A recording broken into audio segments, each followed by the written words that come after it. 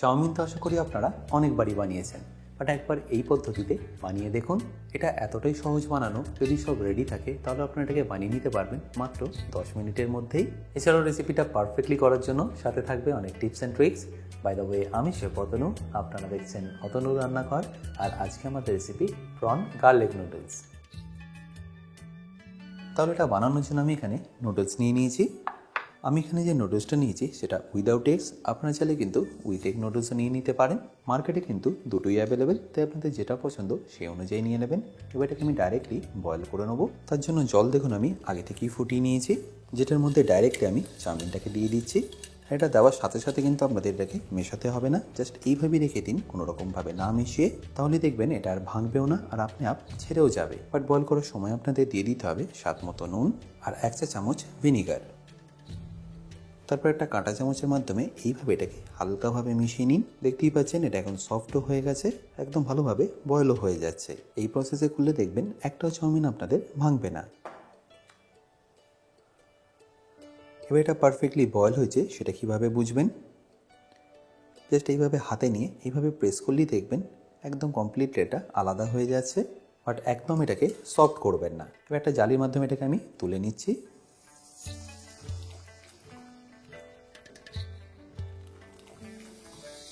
আর রেখে দিচ্ছি একটা পাত্রের মধ্যে। পাত্রে রাখার সাথে সাথে এটাকে আপনাদের দিয়ে দিতে হবে অল্প একটু তেল। তারপর কাঁটা চামচের মাধ্যমে এইভাবে এটাকে স্প্রেড করে দিন। দেখুন একটাও চাউমিন ভাঙেনি, আর প্রত্যেকটা চাউমিন কিন্তু এখন একদম আলাদা আলাদা হয়ে গেছে। অনেকেই আছেন যারা চাউমিনটা সেদ্ধ করার পরে ঠান্ডা জলে দিয়ে দেন, সেটা কিন্তু করবেন না। এইভাবে রুম টেম্পারেচারে রেখে এটাকে ঠান্ডা করে নেবেন। দেখবেন 2 থেকে 3 মিনিটের মধ্যে এটা একদম পারফেক্টলি ঠান্ডা হয়ে যাবে। এবার আমি আপনাদের ফাইনালি চাউমিনটা বানিয়ে দেখাচ্ছি। আর চাউমিনটা বানানোর জন্য আমি এখানে গ্যাসটা অন করে নিচ্ছি। আমি এখানে একটা চাইনিজ কড়াই নিয়েছি, বাট আপনারা চাইলে কিন্তু বাড়ির কড়াই তো এটা ইজিলি বানিয়ে নিতে পারবেন। আর এটা বানানোর জন্য আমি এখানে নিয়ে নিচ্ছি সাদা তেল। খুব বেশি লাগবে না, 300 গ্রাম চাউমিনের জন্য 100 ml তেল দিয়ে দিলেই হবে। আর তেলটা হালকা একটু গরম হয়ে গেলে এখানে দিয়ে দিন শুকনো লঙ্কা, তারই সাথে একটা স্টার আনিস। এরপর দিয়ে দিন কুচনো আদা 1.5 চা চামচ, আর তারই সাথে কুচনো রসুন 3 চা চামচ। এবার ফ্লেমটা হাই রেখে এটাকে ভালো করে মেশাতে থাকুন। আর এটা যতক্ষণ ভাজা হচ্ছে আমি এখানে পেঁয়াজ পাতাটা কেটে নিচ্ছি। আর পেঁয়াজ পাতার এই যে পেছনের অংশটাকে সেটাকে আমাদের প্রথমে ব্যবহার করতে হবে, তাই এটাকে আমি এইভাবে কেটে নিচ্ছি।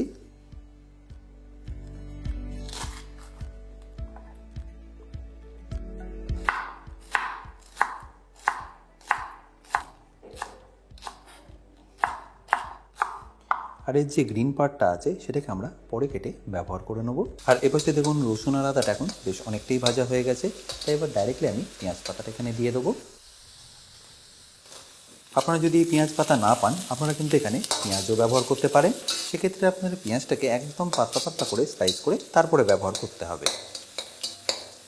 আর এই পেঁয়াজ পাতাটা যখন ভাজা হয়ে যাবে আমি এখানে দিয়ে দেবো কিছু ভেজিটেবলের মধ্যে আমি নিয়ে নিয়েছি গাজর, বাঁধাকপি আর 2 ধরনের ক্যাপসিকাম। আপনারা চাইলে কিন্তু এখানে 1 ধরনের বা 3 ধরনের ক্যাপসিকাম এখানে ব্যবহার করতে পারেন। বাট এই ভেজিটেবলগুলোর মধ্যে সর্বপ্রথম আপনাদের দিয়ে দিতে হবে গাজর আর বাঁধাকপি, কারণ এই দুটো কুক হতে একটু সময় লাগবে। এবার ফ্লেমটাকে হাই করে এটাকে ভালো করে ভেজে নিন।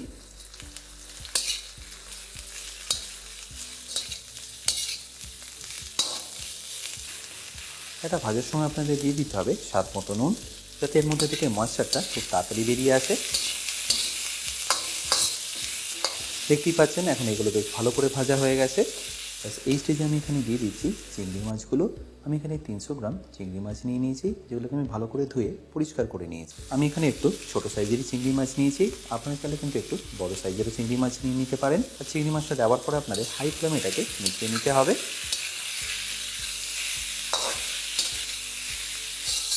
এমনভাবে মেশাবেন যেন চিংড়ি মাছগুলো ভেঙে না যায়।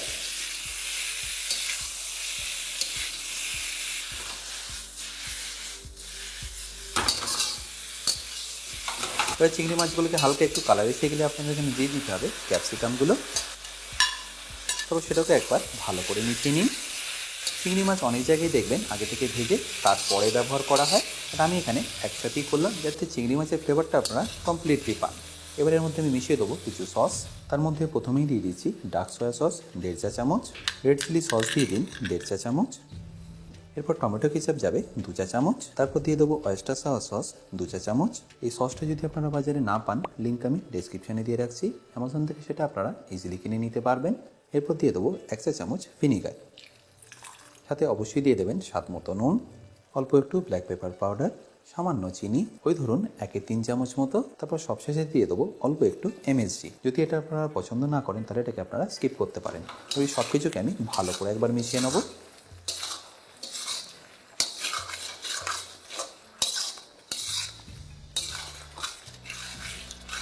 আর একবার এটা মিশিয়ে নিয়ে এখানে দিয়ে দিতে হবে নুডলসটা।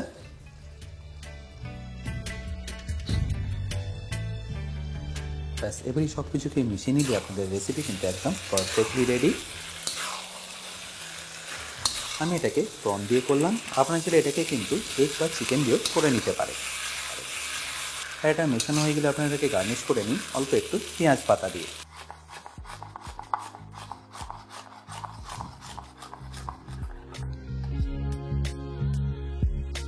আশা করি সিম্পল রেসিপিটা আপনাদের নিশ্চয়ই ভালো লাগবে। আর যদি ভালো লেগে থাকে এটা অবশ্যই কিন্তু আমাকে কমেন্টে জানাতে ভুলবেন না।